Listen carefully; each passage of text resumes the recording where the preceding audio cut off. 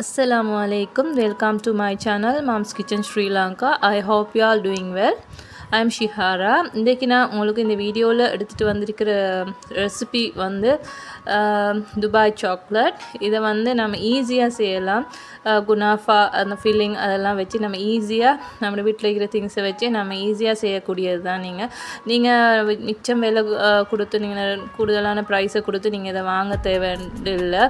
உங்களுக்கு அப்படி நீங்கள் சாப்பிட்றதுக்கு நீங்கள் ஆசைப்பட்டால் நீங்கள் வீட்டில் வந்து உங்களோட குழந்தைகள் வந்து உங்களோட பசங்க வந்து இந்த இப்படி ட்ரெண்டான சாக்லேட்டை சாப்பிட்றதுக்கு ஆசைப்படுவாங்க. அந்த டைமில் நம்மளுக்கு எக்ஸ்பென்சிவாக இப்படி நிறைய மணி கொடுத்து இந்த சாக்லேட்டை நம்மளுக்கு வாங்க முடியாது. அதால் வந்து நம்ம வீட்டை வந்து ஈஸியாக நம்ம செய்கிறதுக்குரிய உங்களுக்கு மெத்தடை தான் இந்த வீடியோவில் நான் உங்களுக்கு சொல்லி தர போகிறேன்.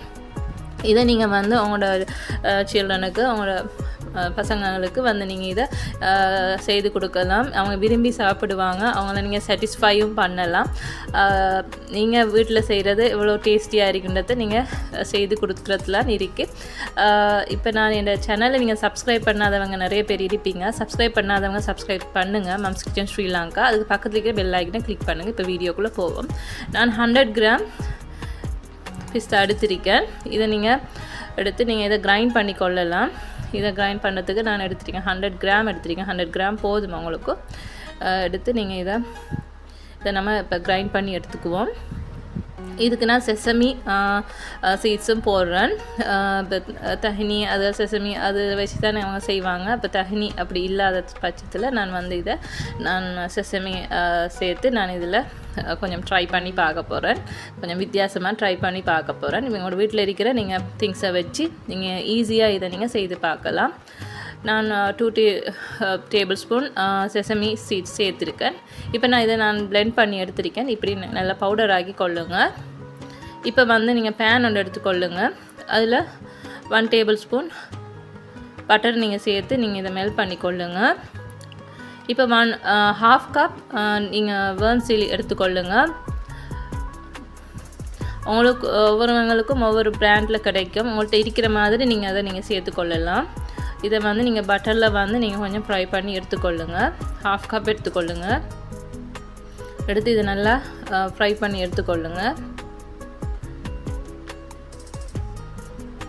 இப்போ இதை நல்லா நம்ம பட்டரில் இதை மெல்ட் ஆகி வரட்டும். இதை நல்லா இதஞ்சோன்னா இது கொஞ்சம் சாஃப்டாகிட்டு வரும். சாஃப்டாகிட்டு வந்து சொன்னால் ஓகே. இப்போ இதுக்கு நம்ம மில்க் மைட்டும் சேர்க்கலாம். மில்க் மைட் இல்லாதவங்க வந்து ஸ்வீட்டாக இருக்கிறதுக்கு மில்க் மைட் இல்லாதவங்க வந்து மில்க் பவுடர் சேர்க்கலாம். சேர்த்து கொஞ்சம் வாட்டரும் நீங்கள் ஆட் பண்ணி கொள்ளலாம்.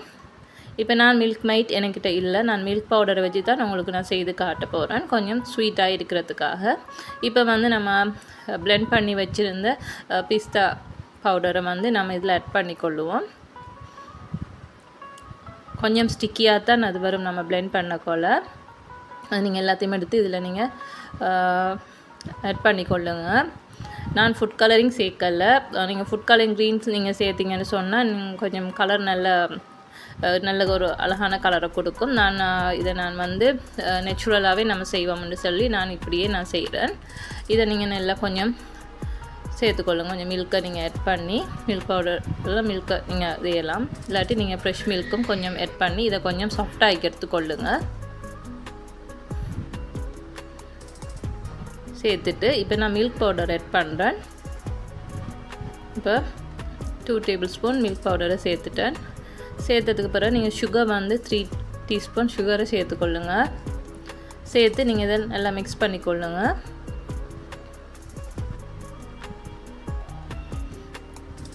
உங்கள்கிட்ட நீங்கள் வந்து மில்க் மைட்டை சேர்த்துக்கொள்ளலாம். அப்போ கொஞ்சம் ஈஸியாக இருக்கும். என்கிட்ட மில்க் மைட் இல்லை. இப்போ இதை கொஞ்சம் நல்லா நீங்கள் இதில் மிக்ஸ் பண்ணி எடுத்துக்கொள்ளுங்க.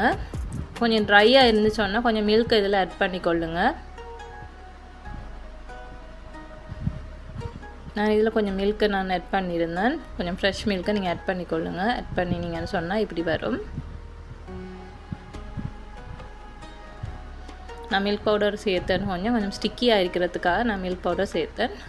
இப்போ வந்து நான் ஒயிட் சாக்லேட்டை வந்து நீங்கள் டபுள் பாயில் பண்ண வேணும்னா நீங்கள் டபுள் பாயில் பண்ணிக்கொள்ளுங்க. இல்லாட்டி நீங்கள் ஒரு பவுலில் வந்து ஒரு ஹாட் வாட்டர் அதுக்குள்ளே நீங்கள் எப்படி நீங்கள்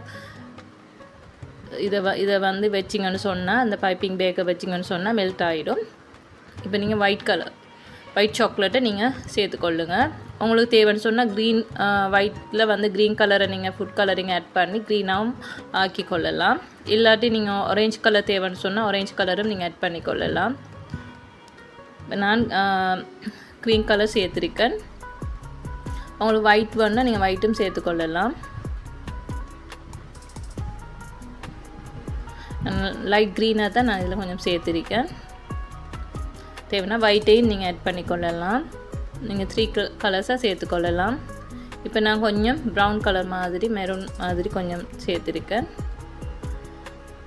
அவங்களுக்கு விரும்பின மாதிரி நீங்கள் ஒயிட் சாக்லேட்டில் நீங்கள் விரும்பின ஃபுட் கலரிங் ஆட் பண்ணி செய்யலாம். இப்போ நான் வந்து சாக்லேட்டை வந்து நான் மெல்ட் பண்ணி எடுத்திருக்கேன். டபுள் பாயில் பண்ணுறேன்னா நீங்கள் டபுள் பாயில் பண்ணிக்கொள்ளலாம். இல்லாட்டி நீங்கள் வந்து பைப்பிங் பேக்கை வச்சு இது ஒரு பவுலில் வந்து ஹாட் வாட்டருக்குள்ளே நீங்கள் செஞ்சு வச்சிங்கன்னு சொன்னால் அது மெல்ட் ஆகிடும். அப்படி தான் நான் செய்தேன். இப்போ நீங்கள் இதை சாக்லேட்டை வந்து நீங்கள் இதில் வந்து நீங்கள் ஃபில் பண்ணி எடுத்துக்கொள்ளலாம்.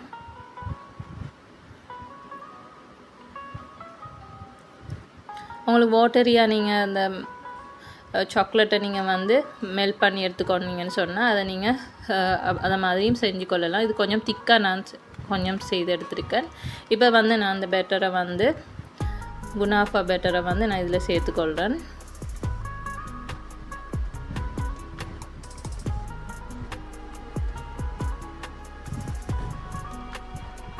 இந்த மிக்ஸை வந்து நான் சேர்த்துக்கொள்கிறேன், குனாஃபா மிக்ஸை.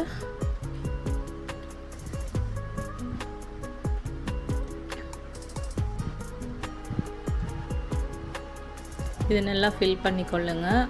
அதுக்கு மேலே வந்து நம்ம சாக்லேட்டை நம்ம சேர்த்துக்கொள்ளுவோம்.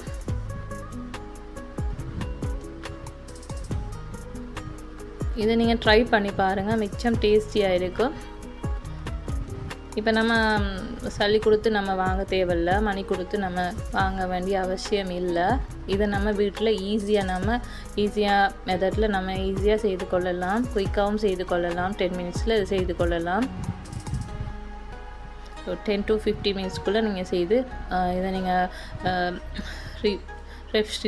ரெஃப்ரிஜிரேட்டரில் நீங்கள் வச்சிங்கன்னு சொன்னால் இது குயிக்காக நீங்கள் செட் ஆகிட்டு வரும். பாருங்கள், நான் ½ an hour மீல நான் வச்சேன், குயிக்காக செட் ஆகிட்டு.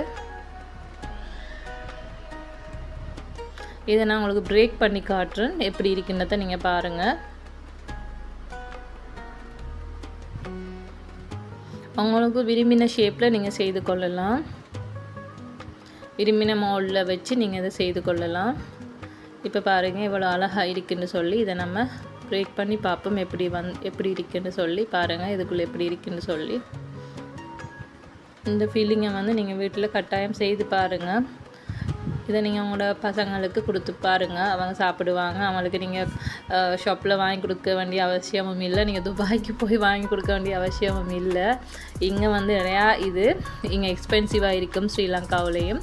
இது நம்ம வீட்டிலையே நம்ம ஈஸியாக இதை செய்து கொடுக்கலாம். ஓகே, நான் இன்னொரு ரெசிபியோடு நம்ம அடுத்த ரெசிபியோடு நம்ம சந்திப்போம். ஒரு வித்தியாசமான ரெசிபியோடு நம்ம சந்திக்க. உங்களுக்கு இது நான் பிடிச்சிருக்குன்னு நான் நினைக்கிறேன். நீங்கள் இதை கட்டாயம் ட்ரை பண்ணி உங்களோட பசங்களுக்கு, உங்களோட சில்ட்ரனுக்கு நீங்கள் செய்து கொடுங்க. ஓகே, அஸ்ஸலாமு அலைக்கும். இன்னும் என்ன சேனல் நீங்கள் சப்ஸ்கிரைப் பண்ணாதவங்க இருந்தால் சப்ஸ்கிரைப் பண்ணுங்கள். பக்கத்தில் இருக்கிற பெல் ஐக்கனையும் கிளிக் பண்ணுங்கள், அப்போ தான் நோட்டிஃபிகேஷன் வரும். ஓகே, பாய்.